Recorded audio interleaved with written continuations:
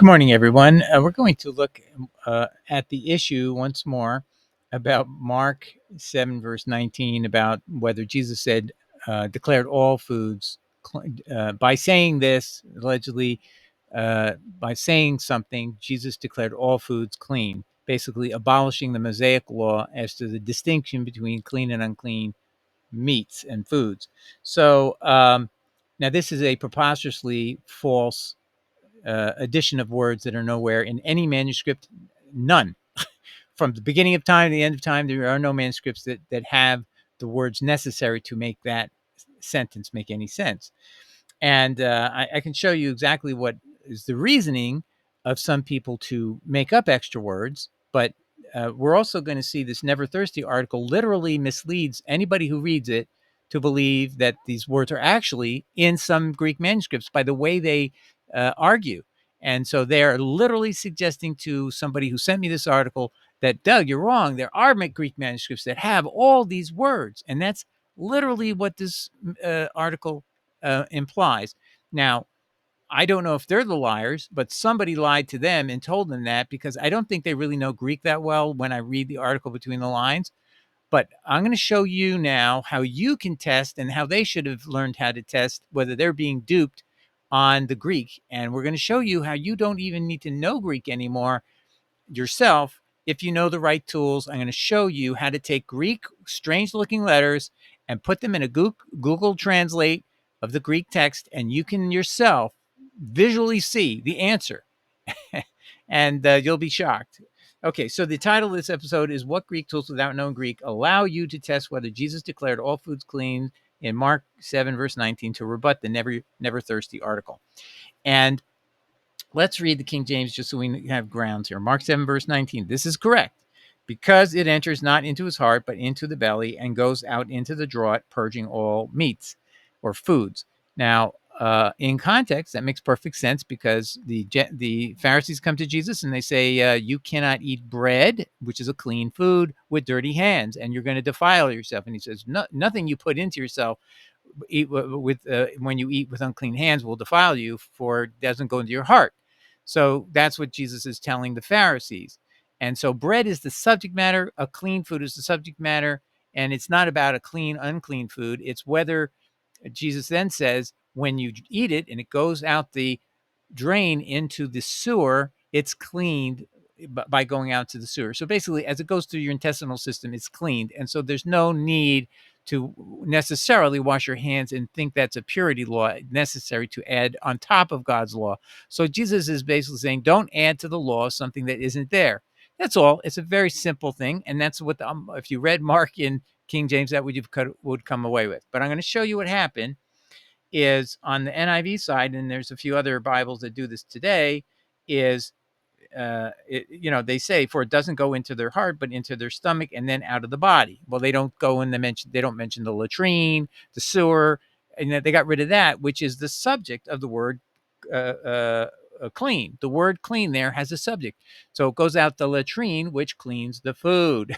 So they've destroyed the actual subject by deleting it. So you don't see latrine or sewer, do you? No, it's gone. But it's there. The NIV knows it's there. There's no manuscript missing that word. And then they concocted these words, and it wasn't them originally. It was somebody in the late 1800s. In saying this, Jesus declared all foods clean. And what that original person who did it didn't know Greek very well, as Professor Morrison, a Greek scholar, and wrote a commentary in the book of Mark, 1883. And he says, wait a minute, they did not realize that the subject of clean and the latrine or the sewer don't have to always exactly match when you have a collocathon, which is a way of expressing excitement. And you can have a disagreement between a neuter and a masculine, between the subject and the verb, and it doesn't mean they don't fit. It means you don't add all these extras. They're literally adding 1, 2, 3, 4, 5, 1, 2, 3, 4, 5. In saying this, Jesus declared, those words are not in any Greek manuscript before, after, any time in history. But yet this article, Never Thirsty, is going to make you think it's there. So we're going to take a look at that, and we'll be right back. Okay, so we're going to look at this article, Never Thirsty. It's going to look at the issue of whether Jesus said in Mark 7:19 that, or somebody added in there, Mark, presumably, the comment that by saying this, Jesus declared all foods clean. That's how it reads in the NIV. So, and this author is going to defend that proposition, and somebody gave this to me to prove I'm wrong.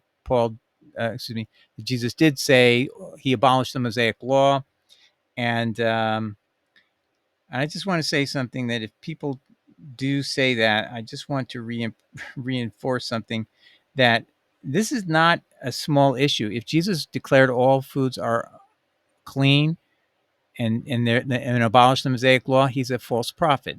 And many Christians do not understand this. Deuteronomy 13, 1 to 5 in particular, and also up to verse 10 says, if anyone comes later who even has true signs and wonders, does miracles, gives true prophecy, but yet they turn you away, the word apostasy in Greek, turn you away from obeying the law given here to Moses, that person is an apostate, and you must sentence him to death. It's not a small matter.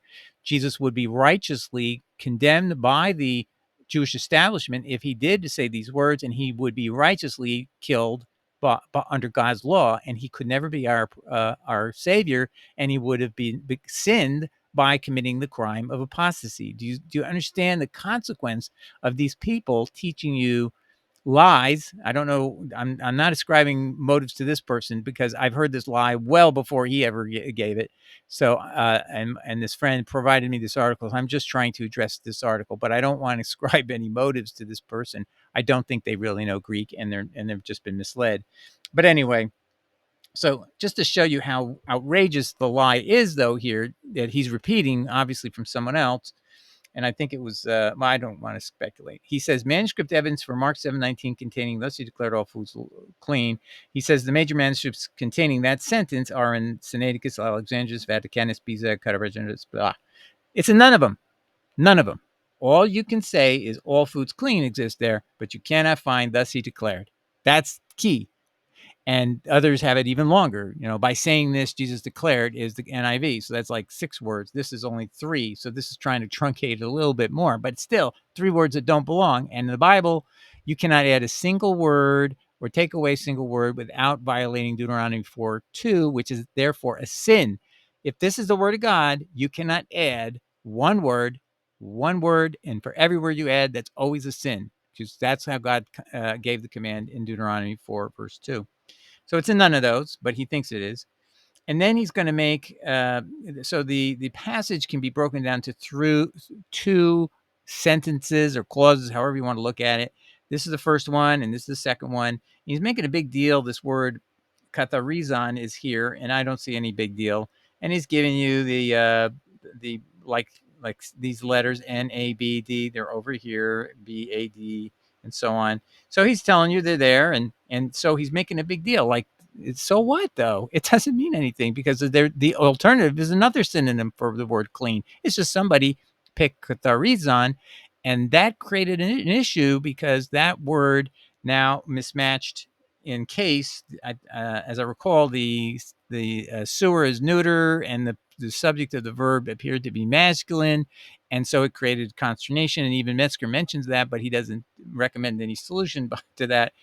And so it could be the original word was close, should have been used instead, and you wouldn't have that mismatch. But actually, Professor Morrison said, no, it's no big deal. It's a kalakothon, and it's something that's used in Greek when you want to express excitement, and you make the subject, case, and gender mismatch to show how excited you are. How Jesus was upset that the Pharisees were teaching what they were teaching. The Pharisees were teaching in context that Jesus was eating bread, which is clean food, with hands unwashed. And he then says, whatever you put in your body does not defile you just because your hands are dirty.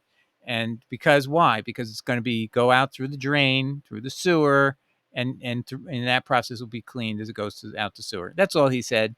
And it had nothing to do with the distinction of clean and unclean. So there's, in context, it's doesn't make any sense he'd be talking about clean, unclean anyway, because it's not the subject. The subject is clean food eaten with dirty hands or hands that were not washed. And that's all it was about. And that's it. So let's keep going here. But listen to the extent that this, now having told you this katharizon is here, and that's such a big deal, right? Supposedly that's determinative. And he goes, the Greek corresponding to the sentence, thus he declared all foods clean, is this katharizon, and then these other words. And he's claiming that means everything he put right here, thus he declared all foods clean. No, it just proves all foods were cleaned. Okay, and they literally mean clean from filth. That's what the word katharizon. That's what is the better translation here, and others and many do that because in context that's all it meant. The food he ate with unclean hands, dirty hands, unwashed hands. What was Jesus saying would be cleaned? It would be cleaned of dirt as it goes out in the sewer, out in the latrine. Okay. So this is false, 100% false. It does not say that. These words do not say that all by themselves. What is missing? Okay. What is missing? So here's the King James: into the draught, into the sewer, into the latrine, purged all meats. That's what the King James saw. What were these guys doing? They did not know Greek as well as the King. I will give the King James Bible the grade A for Greek. They knew Greek better than all these other theologians who want to find a way to make Jesus an apostate to match Paul, so you won't think Paul's in the wrong when Paul is clearly in the wrong for teaching you can eat any food you want, which he's unequivocally clear, as I showed you I'll show you later in a passage from First Timothy. Okay, let's keep reading. It is important to note the various manuscripts reading of Mark 9:7-9 appear right in the chart. The chart reveals that 4 very old and reliable manuscripts do contain the Greek sentence and the word katharizon. So no, none of them show it. None of them. And I'm going to show you how you can prove it's all a lie. The guy doesn't know Greek, so he can't read it, and he doesn't realize the words "thus he declared" is not there. These 4 manuscripts are Sinaiticus, Alexandrinus, Vaticanus, and Beza. Nope, not there either. That is 3 highly respected and very old manuscripts, all containing the reading, thus he declared all foods clean. Nope. On the basis of the manuscript evidence, the sentence does belong in Mark 7:19. Absolutely false. They do not have, thus he declared. It's simply just as the king. So we need to sometimes give the King James a little more credit than we sometimes do. Let me see where that is again. Anyway, here it is. Into the draught, purging all meats. That's the way the King James did it, and that is correct. But it is never going to find, you're never going to say, by saying this, Jesus declared. That is false, false, false. Let's keep going here. Now I'm going to take a break. Now, before I show you how that's done, I want you to also see a little manipulation. Now, again, I hope this guy isn't himself deliberately being misleading. So I'm going to just say somebody coached him to do this evil, evil out of context misuse of Metzger. So he says, Bruce Metzger, the recognized scholar of textual criticism in the modern era, summarizes evidence as follows. The overwhelming weight of manuscript evidence supports the reading katharizon. The difficulty of construing this word in the sentence prompted copyists to attempt various corrections and ameliorations. That is correct, but that has nothing to do with do these other extra words exist. What did I tell you? The reading of katharizon, because it's in a certain case of gender that does not match the latrine, or so it was thought, that and as I said, is Scholar Morrison has showed that the answer is there's a collocathon that is a Greek reader, a Greek listener would have heard the words and said no problem, because Jesus is speaking in a speech and he's animated, and he would do that mismatch deliberately to create effect. And we do that in English. We have ways of saying things. Sometimes saying using an ungrammatical statement gets your attention. All right. That is the sentence. Thus he declared all foods belongs to Mark 7:19. So he's actually trying to say Bruce Metzger says this that is an agreement. He's absolutely not in agreement. I'm going to show you. Here's the actual text from Bruce Metzger, page 82 of the very work he is citing, and we'll listen to what he says. Now he just says katharizon. Do you see any discussion in what I'm going to show you of thus he declared, and he's backing that up? No, there was 2 different verbs used. One, both meaning clean. One, that's katharizon, did not have the gender match the latrine or sewer, and that was creating all this dispute. And he was pointing out, okay, people tried making something of it, exactly what we're reading here today. And all he says is the overwhelming weight of a manuscript supports the reading of Catharizon. The difficulty of construing this word in a sentence prompted copyists to attempt various corrections and ameliorations, which is what we're talking about. But there is no reference to the idea that he was endorsing anything. He's just telling you that fact. So but the way he manipulated the evidence here, he made you think Metzger was actually agreeing with the that is the sentence. Thus, he declared all foods clean belongs in Mark 7:19. He literally is concluding that's what that means. That word katharizon, you put that statement, that verb in there, and that proves it. No, it doesn't. It only proves you have another verb for clean other than the one that was in other manuscripts. That's all. It doesn't prove anything. Now, I want to go back to you here and show you something else he said. So then he says, this proves that Jesus declared the Mosaic laws no longer exist. Yes, if that happened, you know what ends up happening? Jesus must be an apostate subject to a death penalty. That's Deuteronomy 13:1-10. What is that? Have you ever heard of the word apostasy? Well, it's a crime in the Bible that God, Yahweh says. Now, there's false prophets who are contradict God's word, but then there's a special kind of false prophet who even has signs and wonders, does miracles, gives true prophecy. That could apply to Jesus, don't you think? But if they teach you not to follow the way of the law given to you here today, and he's talking about the Ten Commandments in context, and all the laws that Moses is giving at the same time, and if they try to teach you away from this law, then you must treat them as an apostate, and they must be executed. So there is a big problem if Jesus is said to have gotten rid of this law, which he himself not said in Matthew 5 or 17-19, that this not one jot or tittle of the law will go away until heaven and earth disappear. So you see, that's he's be self-contradictory, of course. That'd be one thing, but also if this is true, then we need to throw Jesus out of the Bible and go back to with no Jesus at all. And then Paul didn't meet a real Jesus either, and so he's gone. So I win my argument on Paul, but everybody loses Jesus. So this is a tragedy of tragedies to have people committing fraud. And I'm going to give this guy a pass that he doesn't know enough Greek, because I can't imagine he would say these things and not realize there's a mismatch between what he's saying on the page and the text. He looked at them. I mean, if you know Greek, you'd see it right away. I just want to show you that this is key to my point. He's going to try to tell you that that Jesus is just being consistent with 4 other passages in the New Testament. So let me just show you what he claims. But even the sentence, thus he declared all foods clean, did not belong in Mark 7, verse 19. The teaching of the verse still applies, since the elimination of the Mosaic food laws are taught elsewhere in Acts 10, verses 9-16, 11, 2-12, 13, 8, 38-41, 1 Timothy 4, verse 1-5. Now, the fact is, only the last one does. And that makes Paul what? An apostate under Deuteronomy 13, 1-10.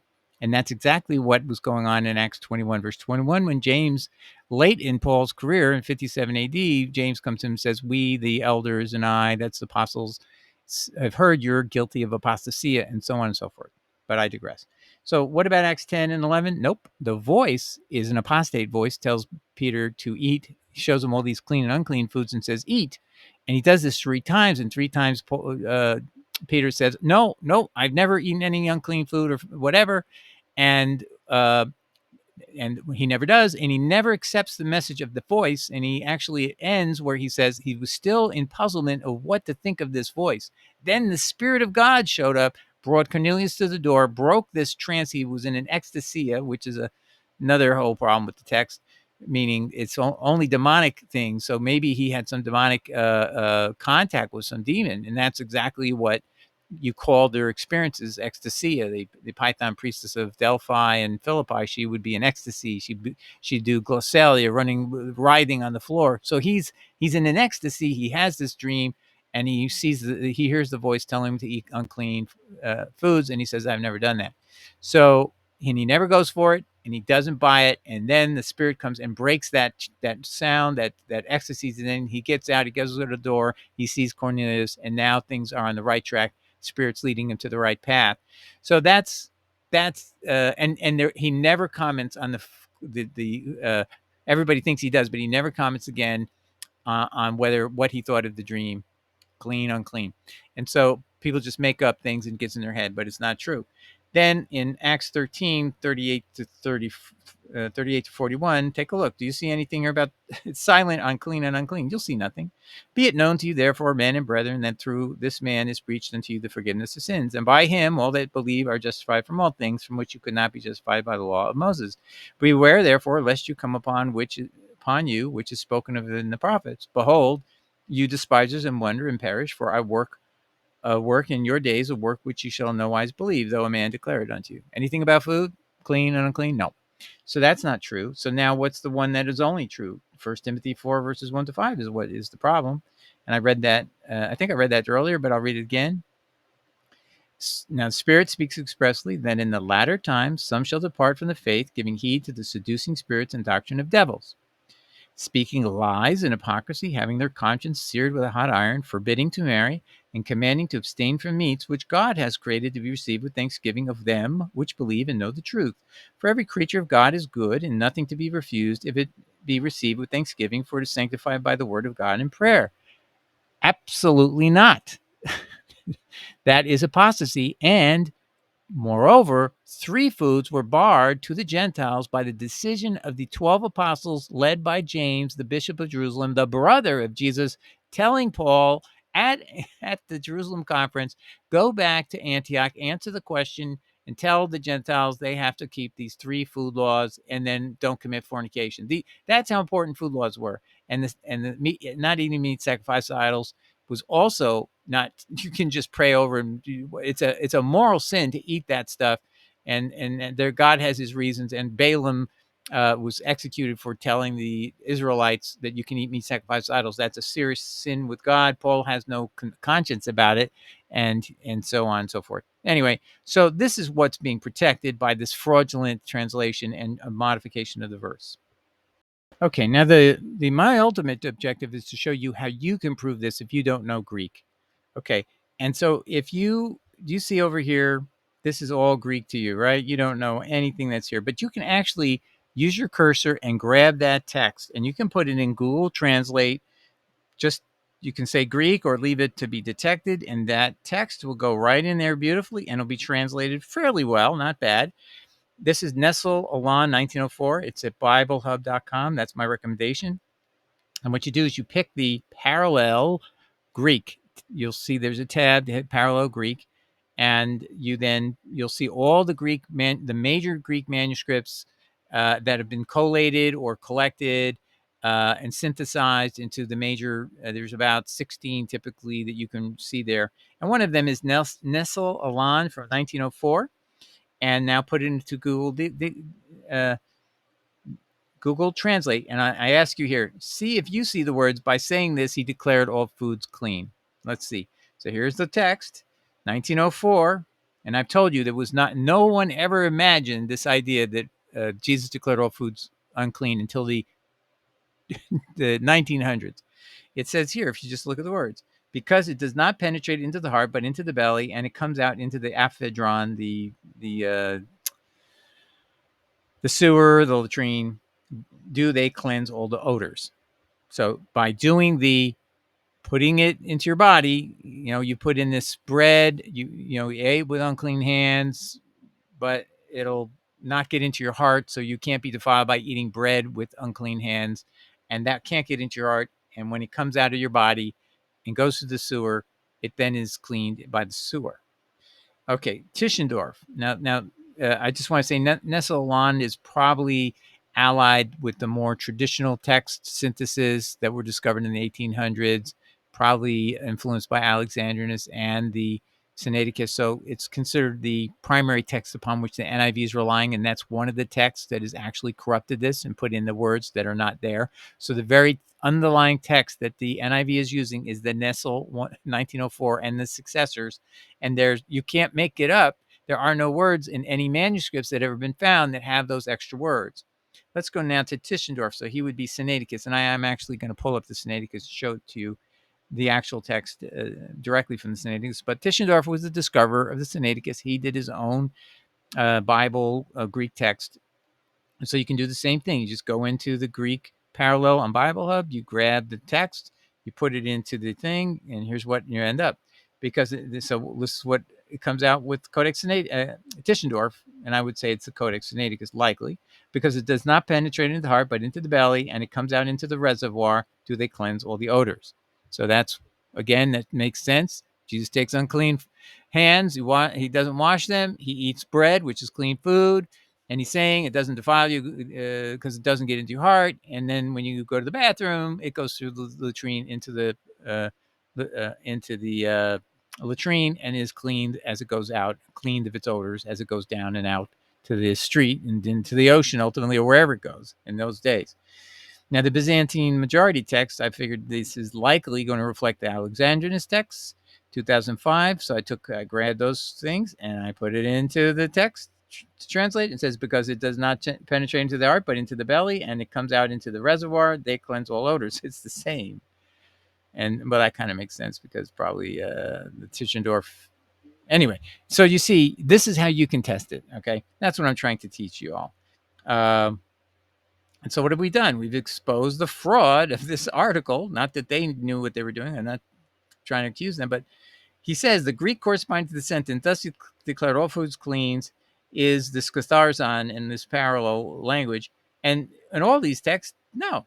And so I decided, let's take this little text that he's claiming is so important. Okay, let's put it in here. It's katharizon panta ta vromata. Okay, that's what it says. They always clean the smells. That's all it says. He does he know Greek? No. He is literally saying these words that really says they always clean the smells. He says it means thus he declared all foods clean. You see, nobody who knows Greek could have said this, but you now know he's wrong and he doesn't know Greek, and you have to forgive him because he's trusting somebody who misled him. So anyway, I hope that helps. Now, let me see if I had any. All right, and I always think it's useful to compare to the Sinaiticus because this is what everyone believes is the oldest entire Greek New Testament. So now I have a copy of it through Logos.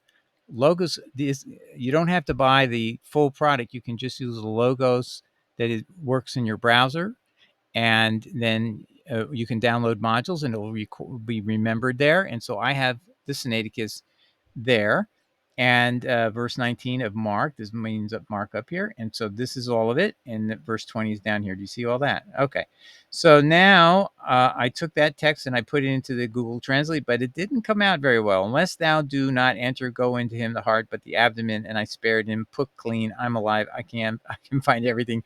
So actually, what I think it is the way these letters are shaped. It's not literally translating well, and I can prove it because if you look at all this, it's just not correct. And I decided, you know what, I'm going to show you another technique of how you can see what a text says. And so what if we go to BibleHub.com, go to the Mark 7, verse 19 or whatever it is. Instead of going to the parallel Greek, what I showed you, the parallel Greek were all those manuscript Tischendorf and Nestle-Aland. And now you just go to Bible Hub's Greek interlinear in a sense, and it'll show you what each word is, right? And see how these check marks I've done? Well, basically, I've proved, let me see if I can say it. Yeah. So down here are all these words from 19 and 20 of the Sinaiticus. And I basically, you go otai, you go here, and you see otai, and you go here, oak, and you go here, there's oak, and then you go to, okay, now this one, the first part is missing, the ice, or eis, pororatoi, tai, and there it doesn't have the, oh, wait a minute, no, there's the eis, okay, I guess they put it together, so there it is. Actually, that's not necessary. So eis pororotai, okay, it enters. So now, just so you can see, if you read the interlinear Greek of the Bible Hub, it doesn't say anything that will support the corruption I've been fighting with to show you here. Let's just read the whole thing just so we got this clear. Because not it enters, it does not enter in him into the heart, but into the belly, and into the sewer goes out, purifying all the food. So it goes into the sewer, going out, thereby purifying all the food. That's what that means when you put it all together. So all I'm going to say is I go and make a checklist and see that all the words here, what's missing, what's different. And then if it's all the same, then I know that we don't have a major manuscript variance that I got to try to figure it out. So Now, just so you'd be interested in the difference between some versions of the Bible is this. They'll say, balete, katarai, zopanta, ta, vromata. And all that means is clean up the dirt. So if you see that variance, which isn't here, they don't have it here, but in others you will see that's the, if you go to the text comparisons that they made earlier, this article made earlier, that's what you would see is the alternative. So that's, I told you, it's the same word, clean up, right? It does not establish any significant difference. And that's what I was saying. So it doesn't change anything. All right. Okay. So anyway, I think we're done. All right. So I think you've learned of translate.google.com will help you. You can go to the Greek parallel inside of Bible Hub and pull out whatever manuscripts that you are being challenged to look at, and you'll see what the actual manuscript says. And we saw there is no thus Jesus declared, or by saying this, Jesus declared. No, and we know the subject of the words all foods clean is the latrine. And that's how the King James had it, and that is correct. And we have scholarly stuff, and we've done other articles. So if you want to see all those, I'll put a link to all of those. But what is driving the people to corrupt our scripture and to have Jesus be an apostate and unwittingly? I mean, they don't. We are so dumb as Gentiles about God's law. We don't know the consequence of this fraud, and that's a serious problem. Uh, but it's right here, 1 Timothy 4:1-5. Paul is isolated right now. He has nobody on his side, and he is literally clearly contradicting the Acts 15 council as to 3 food laws, right? Just alone that. Why does he think he can do this? Is he superior to James? Is he superior to the 12? Is he superior to Jesus? Because Jesus in Revelation 2 says you can't even eat sacrificed to idols. So there are foods you cannot eat. But Paul's saying everything's good as long as you say thanks and grace is all good. But that's why they have to fight for this Mark 7 verse 19, when all they got going for them is there are 2 different words that have been used for clean, and one word matches in case the masculine, and one it's neuter and masculine, and that's all it is. And that's that they built a whole thing. Oh, we got to make up some extra words that will fit. And that's but why? Because of this. Because they don't want Paul to be hanging by a thread. And literally, Christians are now forced, motivated to try to defend Jesus as an apostate, that he declared all food clean, because that will protect Paul. And that's what they did it for. It's a theological reason to translate wrong. It's not a Greek reason to translate this way. In Greek, you would never do this. Never. All right. God bless everybody. Ciao. Bye.